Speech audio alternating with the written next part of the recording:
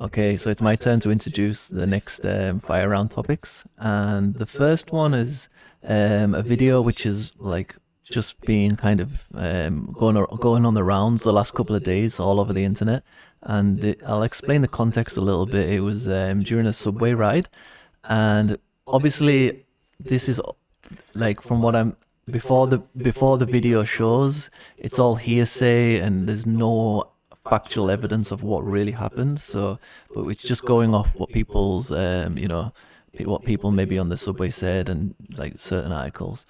So By the way, those videos are my favorite in Korea. It's brilliant. I always wait Because people flip, like you can see they have so much stress with work and life in general that there's not many like fight happening in Korea. But when it does, it's like usually insane and sometimes weird. Also, like they fight with whatever they have. Yeah. The flip flop one. Have you seen that one? Oh man, it's brilliant. Like look at Korean fight, subway Korean fight or something like this. I'm sure you'll find some brilliant videos. I really recommend like one of the best attractions in Korea is like don't go to the temples or anything. Just go to line 1 on the subway and just do the whole line, and you'll really like I don't know. You'll grasp. Have the best experience of Korea. You go home and tell all your friends. All right. Okay, let's have a quick look at this. This fight that happens like a few days ago. Yeah, so I'll quickly explain what happened. She supposedly was, I think she was drunk and she spit on the floor or something, and the elder Korean guy must have told her off. Told her off, and like it's escalated and to a level where he's like obviously seems like he's grabbed hold of her bag, and then she's obviously taken like offense to this and decided to smack him on the head like a lot with the phone. And I think that you won't be able to hear the sound, but honestly, when I seen this video, made me really cringe. She really hit him on the head really hard with the corner. Actually, of I want to stop before we can see blood because I'm not sure if because he's bleeding a little bit. Yeah, you should stop now. Okay, I'll stop now. It's basically the end of the fight right now. Anyway, almost the end of the video. Right. Just the guy until the end of the fight. He's not letting her go. Like he's grabbing her purse. Yeah. He's not letting her go, and that's all we see. Yeah. So like, I think for like from the very beginning, we have to maybe if you wanna, do you wanna start the timer or should I? Did you start the timer? Yeah, I was about to. All right. Okay. No. I think like we all can agree he definitely shouldn't be like invading her personal space. Like even if she's done something wrong. He shouldn't be like grabbing her bag. He shouldn't be, he should like obviously report it, maybe take a picture or get evidence if he really takes offense to her spitting on the subway. No one likes that, obviously, but he shouldn't be like, doing a vigilante and grabbing hold of her. However, like the extent she tries to defend herself on the subway, is the issue here. And like I found like online, like it was on a lot of like the Facebook groups and stuff, and like on Reddit I seen there's a lot of, I would say a majority of foreign people who are like I say Uyghurs, like foreigners, were actually defending her and saying like a lot of comments saying like he deserves everything he gets. I completely agree with what she did and stuff. And Koreans were more in favor of defending the older guy. Yeah. So and I think it's different because Koreans are more used to defend older people, and you should respect the elderly. And yeah, so he got more support from Koreans, I think, than foreigners. Right. And it's just because I think in Western countries, the poor little like person is like the girl always like she's defenseless, and these days with like feminism and all those new movements where girls should be able to defend themselves. So that's why I think like foreigners, they were more leaning towards defending her. But the extent of the self-defense, do you agree with that? Do you think it was like not a bit too much, or do you think it was like the right amount, or what would you think? I mean, she acted crazy and it was probably too much. But at the same time, I think I told you this like a few days ago when we talked about this before. Personally, if I had a really stressful day and someone grabs my personal space, I would just flip. Like, I would be afraid of what I'm capable of in these kind of situations because you just flip. Like someone, like a stranger, like just grabbing you and not letting go. I think I could go pretty mad. Yeah, that's possible. Like you have no idea like what's going through her life at that moment, and someone like you say grabbing you but not letting go. He's like got like that feel of like you can't escape, and if you've already got some things going on in your head where you're like super stressed Well, out. one of the reasons they said that he wasn't letting go is because he wanted to call the police and then assess the situation. Like yeah. But I don't know. Do you really have to grab her to? That's what I mean. Because with CCTVs, there's CCTVs everywhere on subway. Can't you? I don't know. So I don't know how hard it would be. I think everyone can agree he definitely shouldn't have been grabbing hold of her. There's other ways, like they should follow the book. Just report it and let the police do what their job. But like for me, I think like the level of self-defense is way too much. Like obviously there could, there's we don't know what's happening in her life. But like if it's the difference is the situation. If she's in the middle of like the countryside and he's grabbing hold of her bag, 100% I feel like she has the right to escape and get away. But this is on the middle of the subway. What's he really gonna do? I know obviously there's psychos and something might really happen, but like it like to the extent of her hitting him on the head with the phone. If you really see the video, it's brutal. Like it's a brutal attack in my opinion. Like it's pretty bad. Yeah, and yeah, it's a good advertisement for Samsung phone. I don't know which phone she's using, but they're pretty strong. Right? right. The new weapon. It's not only a phone. True, they don't break. The screens don't break anymore. But no, and the thing is, we couldn't show this part about as well. When she gets off the train, she's like kind of attacking someone else. They're trying to. I didn't see that part on the video. Yeah, there's a part 2 as well. I don't think I sent you part 2, but. Gotta see the next part. Yeah, so no, and like obviously as well, if you like by the law in Korea, the self-defense law is like, was it eye for an eye kind of thing? Yeah. If you're not really supposed to, like self-defend with a higher. How would you say it? Like higher force. Higher force, but right? Surprisingly, after we talked about this, I searched also a little bit about what are the self-defense law in other countries, and actually in Switzerland it's pretty much the same. UK is the same too. Yeah. It's the same and in the UK. If you're not bleeding, and I think it's the same in Korea, if you're not bleeding, you cannot really go to the police station and say you got attacked or anything. You have to at least have some blood. Right. It's crazy. Which is insane because you can do a lot of damage without. And I really disagree with it as well, because imagine if there's a guy following a woman home, right? She really feels like the chances of getting attacked is really high. Something could happen. However, if he comes up to her and approaches her, she can't just attack first. She's got to wait for him to do something, and then it doesn't make sense at all. That's why we've seen a lot of those videos also. In the past is like you saw those videos about fights in subway. But you see it's like someone provoking someone else because they're just waiting for that person to flip, right. And then they will be able to attack them in justice and like earn some money with that. Yeah, exactly. They very rarely actually like do anything. They're usually like right in each other's faces, like a little shuffling, but not really actually throwing a punch. And it's not because they're being pussies. It's just because they're waiting for the first punch. And like they know that they're gonna be able to win any. It's an expensive punch. It's an expensive punch. Yeah.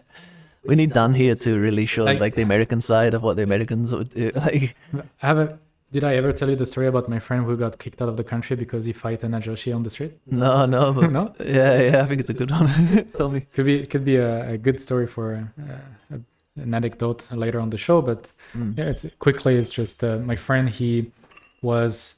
There was like an older guy in front of his building smoking in an area where you're not supposed to smoke. And my friend just told that guy, "Hey, don't smoke here." He was living there and he was annoyed by the smell of the smoke. Right. And we'll never know exactly what went down that day because, he'll never know. Yeah. He'll never say how much he pushed him because he pushed the guy and he fell over and then he attacked him in justice. And they had a court case, and during the time of the case, he couldn't be in Korea anymore. He could just come back to Korea for his case. Really? So they deported him like while the trial was happening? Yeah. That's weird, isn't it? And I don't remember like all the details because that was like years ago, but something like this. And he came back a few times to finish the case, and in the end, he won. Really? Yeah. But Right. and I think he could have reapplied for a visa or there was something like this, but he was so disgusted by the country and how Yeah, the he was system. treated and how like by default the Korean guy, you know, was by default like the right person, like my Right. friend as a They foreigner has basically no rights, yeah, and he was so They disgusted by this automatically that take the side of the yeah, Korean so person. he Yeah. never came back.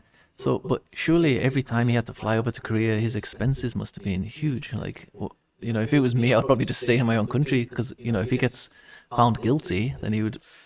Yeah. I forgot all Yeah, the the details, but I details. know Yeah. he had to come back anyway to pick up some of this stuff, and he wanted also to maybe see through that case because Yeah. he knew he was gonna win. He was pretty confident about winning because he knew he didn't do Right. much things. Right. Like he didn't do anything wrong. Gee, it sounds stressful though. God. Yeah, moving on the more happy subject, then, or is it about marriage? Do you want to introduce this next? Yeah, so I seen this article, I think a couple of days ago, that said that last year the amount of marriages in Korea was around 190,000, and it had gone down about just under 10%, so 9 point something percent. That's quite a big drop in marriages, and obviously the main reason is probably due to COVID. Like a lot of people delayed their weddings or cancelled them because they weren't allowed a certain amount of people in the ceremony. Like what I wanted to really talk about was, do you think, obviously it's been a downtrend for years, the amount of marriages, less people are getting married, less babies in Korea, but do you think there's going to be like a rebound after COVID finishes, next year? But like to the extent of it, do you think it's only because of COVID the amount of marriages are going down, or do you think really just that generally like less people are getting married, what's your general thoughts? Do you think there's going to be a boom more? Well, first, clearly there will be a boom of marriages because a lot of people are holding their ceremony, and I know a lot of my colleagues, they prepared the invitation like when the pandemic started, and then they never went through with it, and they're just waiting for a better time.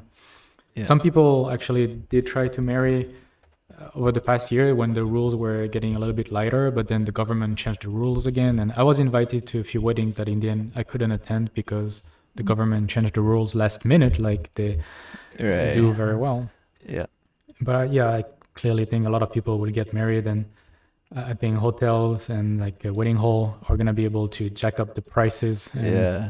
Right, really take advantage of and maybe there will be like some like really long waiting list depending on which wedding hall you go to. Yeah. As for whether it will, like in general, I also think that, I mean, the people who wants to get married now, they will definitely get married after the corona ends. But your other question was about whether Koreans like tend to marry less. And for sure, I think the trend people are getting married later, older and older. Yeah. But also, they are not having kids. Yeah. And that's a big issue in Korea.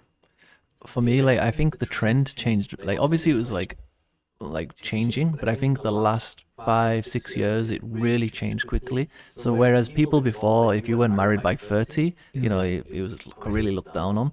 But it quickly changed where a lot more women are entering the workforce. People couldn't afford to get married. They couldn't afford a house. So everything was delayed, I think, very quickly. I feel now people, like, not just because of Corona, people are maybe in the mid-30s and stuff who have, a lot of people have delayed, will suddenly be like, let's get married. So you've got like the delay because of COVID, but also the delay because of just the general people's, situation in life. And I really think there could be a little bit of a rebound in the next few years of like marriages, births. The house is a big problem also because a lot of my colleagues and Korean friends, they say that they don't want to get married because traditionally the husband is supposed to provide for a house, but it's so expensive in Korea. Right. And even if this is changing a little bit, and like now it's like actually both of them are trying to afford a house in Korea, in Seoul. It's a big, because you don't live together before getting married in Korea, and like most young people, they live with their families, you need to buy or rent a house, to live together once you get married. Yeah.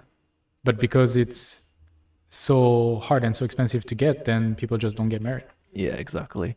It's more comfortable just to keep delaying it. But we have the same wine supplier. I don't think he'll watch this, but he was telling me they're getting married this year, and obviously they have to get a house as well. So he's saying he's got the expense of the wedding and getting a house, and the prices have gone up so much. And he was saying that like his wife wants an apartment, which is in Korea crazy expensive, but he's happy to just get a villa. And that's the conflict they're having at the moment. Like for him it would be better just getting a villa for a few You years don't and then, settle down for a villa. That's what poor people buy. I know, exactly. I've seen that stereotype online very often, that villa are like the low tier house, Yeah. but But they're fine. Actually, probably more spacious, and they've got the benefits as well. But in especially in Korean women's eyes, like it's only apartments. Like there's a lot more benefits. Obviously, if it's a complex, it's a lot safer for children, and there's a lot more. So just generally the process is you get married, you get an apartment, and then you live happily ever after. Right. But it's just not just because of Corona, the whole way Korea's changed in the last few years. I think that's really had a big impact. So, but I think I think there'll be a little bit of a rebound. So I think that also the new government is going to try to change this. Yoon, the new president, already stated that he's going to try to boost, the birth rate in Korea, Yeah. because that's a big problem. yeah, the problem is like a lot of housing, for example, like old buildings in Seoul especially like need to be redeveloped, and for like the last 10 years they've been like against it. So they've like kept on like denying redevelopment. But now if it's allowed, instead of like a 5 or 6 story villa, they can build like a huge apartment. Obviously the supply will get better, and let's see. Let's hopefully it gets better anyways. But